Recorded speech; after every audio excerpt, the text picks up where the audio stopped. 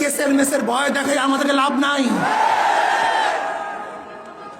যদি অন্যায় করে থাকি জেলে দেন, আপত্তি নাই, কিন্তু অন্যায় যদি না করি আর জেলে ঢুকাবার দুঃসাহস দেখান, তাহলে বাংলাদেশের জনগণ ইনশাআল্লাহ সেই দুঃসাহস আঘাত করবে,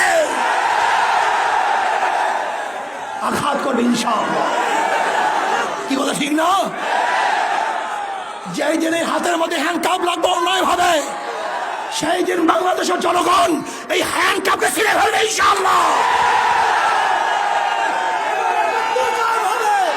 আপনারা ভাবছেন যে জেলের তকমা আর কেসের তকমা দেখালি ইঁদুরের মতো পালিয়ে যাব।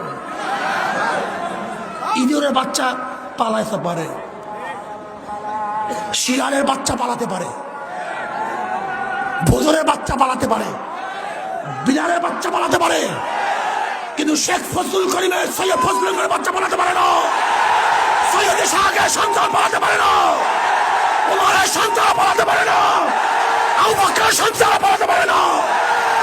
মারা যাব, শির উঁচা করে মরবো।